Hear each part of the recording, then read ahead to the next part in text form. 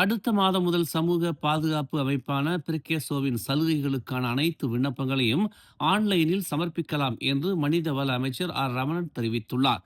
Digital மயமாக்கல் முயற்சியானது ஊழியர்களின் சமூக பாதுகாப்பு சட்டம் 1969, சுயதொழில் செய்பவர்களுக்கான சமூக பாதுகாப்பு சட்டம் 2017, வேலைவாய்ப்பு காப்பீட்டு அமைப்பு சட்டம் 2017 மற்றும் இல்லத்தரசிகள் சமூக பாதுகாப்பு சட்டம் 2022 ஆகியவற்றின் கீழ் சலுகைகளை உள்ளடக்கியது என்று அவர் கூறினார்.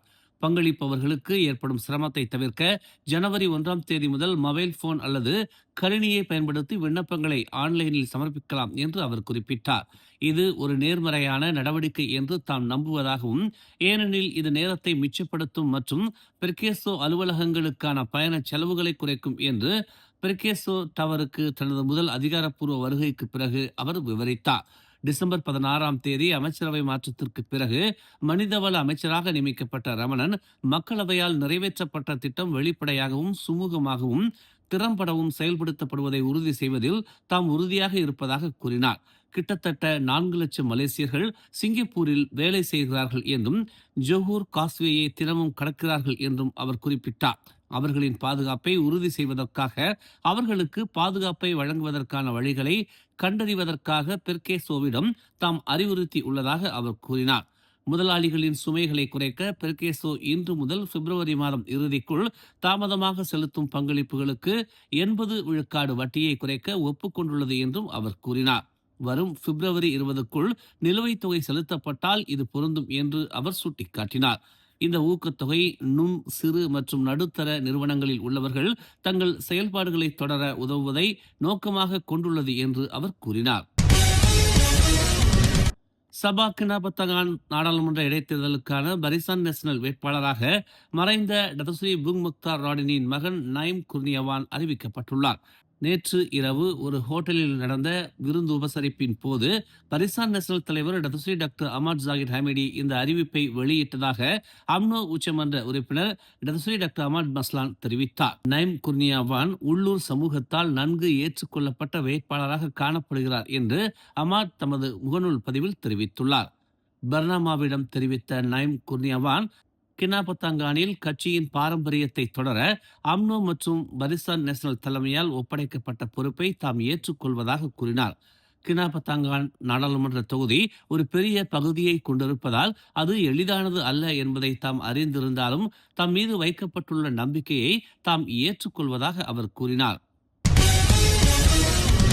பொருளாதார ரீதியான நேர்மறையான கண்ணோட்டம் இருந்த போதிலும் அடுத்த பொது தேர்தல் விரைவில் நடத்தப்படாது என்று பிரதமர் டதஸ்ரீ அன்வார் இப்ராஹிம் தெரிவித்துள்ளார். சீர்திருத்தங்களை செயல்படுத்துவதில் தாம் தற்போது கவனம் செலுத்துவதாகவும் முன்னுரிமைகள் உட்பட பலவற்றில் கவனம் செலுத்துவதாகவும் அன்வார் கூறினார். அடுத்த பொது தேர்தல் இன்னும் வெகு தொலைவில் உள்ளது. சீர்திருத்தங்களை தொடர்ந்து செயல்படுத்துவதிலும் மக்கள் எதிர்கொள்ளும் பிரச்சனைகளை தீர்ப்பதிலும் தாம் கவனம் செலுத்துவதாக அன்வார் குறிப்பிட்டார். சிறந்த பொருளாதார குறிகாட்டிகள் மற்றும் ரிங்கிட்டை வலுப்படுத்துவதை கருத்தில் கொண்டு பொது தேர்தலுக்கு அழைப்பு விடுப்பீர்களா என்று அன்வாரிடம் கேட்கப்பட்டதற்கு அவர் இதனை தெரிவித்தார். மத்திய அரசாங்கத்திற்கான தற்போதைய பதவிக்காலம் டிசம்பர் 2027 முடிவடைகிறது. அதன் பிறகு 60 நாட்களுக்குள் பொது தேர்தல் நடத்தப்பட வேண்டும்.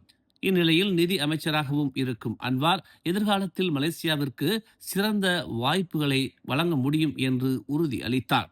முன்னதாக செப்டம்பர் மாதத்தில் நாட்டின் பொருளாதார குறிகாட்டிகள் மேம்பட்டுள்ளதாகவும் முன்னணி குறியீடு 0.8 விழுக்காடு அதிகரித்து 113.3 புள்ளிகளை பதிவு செய்துள்ளதாகவும் புள்ளி விவரத்துறை தெரிவித்துள்ளது. கடந்த ஆண்டு இது 112.4 புள்ளிகளாக இருந்தது குறிப்பிடத்தக்கது. ரெம்பாவ் பெடாஸில் ஆளில்லாத வீட்டின் பின்னால் புதைக்கப்பட்ட ஒரு பைக்குள் ஒரு பெண்ணின் உடல் கண்டெடுக்கப்பட்டது தொடர்பான விசாரணையில் உதவுவதற்காக போலீசார் மற்றொரு நபரை கைது செய்துள்ளனர். 50 வயதுடைய அந்த நபர் பகாங் கெந்திங் செம்பாவில் நேற்று மதியம் தடுத்து வைக்கப்பட்டதாக நெகிரி செம்பிலான் காவல்துறை துணைத் தலைவர் SAC முகமது இட்சாம் ஜாஃபர் தெரிவித்தார். இந்த கைதுடன் விசாரணைக்கு உதவ மொத்தம் 2 ஆடவர்கள் இவ்வழக்கு தொடர்பாக கைது செய்யப்பட்டுள்ளதாக அவர் கூறினார். இந்த வழக்கு தொடர்பாக மலாக்காவில் ஒருவர் கைது செய்யப்பட்டதாக பர்னாமா முன்னதாக செய்தி வெளியிட்டிருந்தது. முதல் சந்தேக நபர் தண்டனை சட்டத்தின் பிரிவு 302 கீழ் விசாரணைகளை எளிதாக்குவதற்காக நேற்று வரை 1 வாரம் காவலில் வைக்கப்பட்டுள்ளார். ஜொகூர் பாசிர்குடாங்கில் உள்ள தமான் ஜொகூர் ஜெயாவில் எம்பிவி ரக வாகனம் மோட்டார் சைக்கிள் ஓட்டுநர் மீது மோதியதாக கூறப்படும் வீடியோ சமூக ஊடகங்களில் வைரலாகி வருகிறது.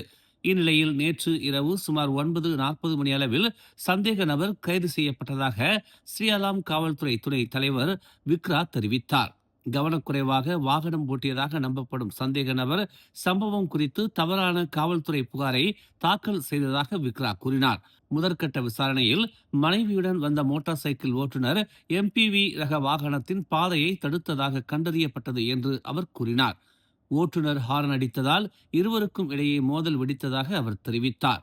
இதைத் தொடர்ந்து எம்பிவி ஓட்டுநர் மோட்டார் சைக்கிள் ஓட்டுநர் மீது எம்பிவியை மோதியதால் அவ்வாடவருக்கு காயங்கள் மற்றும் மோட்டார் சைக்கிளுக்கு சேதம் ஏற்பட்டது என்று அவர் ஒரு அறிக்கையில் தெரிவித்தார்.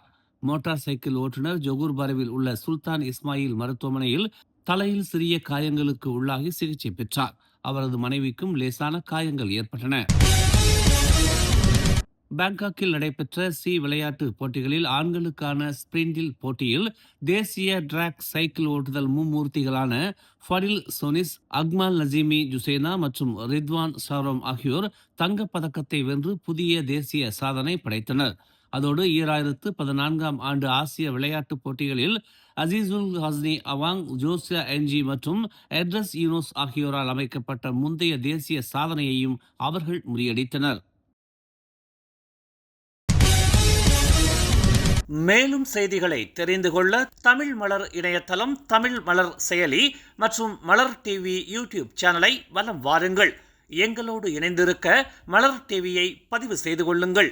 உறவுகள் மகிழ்ந்திட விருப்பம் மற்றும் பகிர்வு சேவையை சொடுக்கிடுங்கள்.